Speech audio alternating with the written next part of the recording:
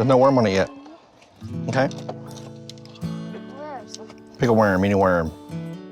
Ooh, that's a good one. Growing up in Alabama, once I realized I was gay, one of the things I was sad about was the fact that I could never have kids. I really didn't know there were options until I met him and then educated myself, hey, this is an option. For lots of reasons, we decided that surrogacy was probably best for us, at least initially.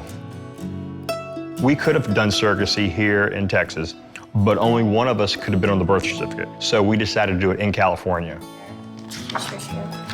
This is my surrogate mom.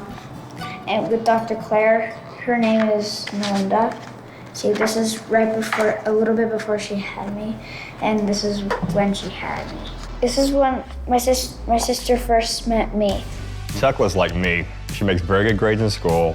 She's usually pretty calm. She's gonna be a little feminist though. She just gets so upset if someone's taken advantage of or she feels like they've been wronged. She may end up being a lawyer or something, I don't know. Bodie is more like him. Yeah, he's more like me. Very smart, very... He's funny. He'll keep you laughing. Yeah, he's got a good sense of humor.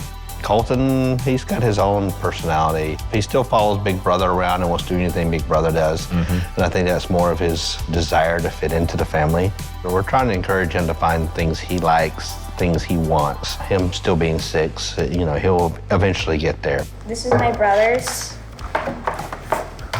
This is before. Some pictures are before we adopted him. Who are you talking to? You. This is Kenny. Hi, my name is Kenny. We had the conversation that if a child comes along, they need a home. If we're able to provide for them, we're never going to turn them away. One afternoon, my dad calls me at work and says, hey, do you want another kid? First thing came out of my mouth was, no. Then he told me the story of my niece having some issues and wasn't able to take care of her baby, and he was about to be placed into the welfare system. And no one in the family could really take care of him. And so Greg and I talked about it, and we lined up attorneys here and said, let's go for it. We had about a 2-week notice, right, before the court date? Yep. First, we had to hire a lawyer in Birmingham, and then we got a home study done pretty quick. Went to Alabama, and they wouldn't talk to us.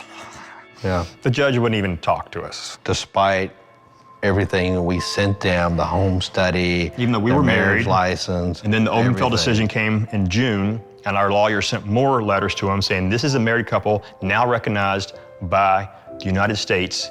You should recognize them as a married couple, and they would not. It was heartbreaking to know that they would put him into foster care when there is a family member willing and able to take him home, but yet they won't do it simply for the fact that we were gay. Luckily, though, he got placed with a really good foster care family in Birmingham, and they did a great job. They were really nice. And they let us see him and spend some time with him because they knew we were still determined to try to bring him home. We had to go through the foster care system here in Houston, become a certified foster care family, and then finally they were able to bring him here. And then once he came to live with us in November, then it was still another 6 to 8 month process before we could adopt him. Yep. It just seemed unnecessary considering the fact that if we were a heterosexual couple, this would have never happened. God forbid if something had happened to him, Colton would not have been mine. They would have taken him back. They would have taken him back. Because I didn't exist in their eyes. It just felt so unfair.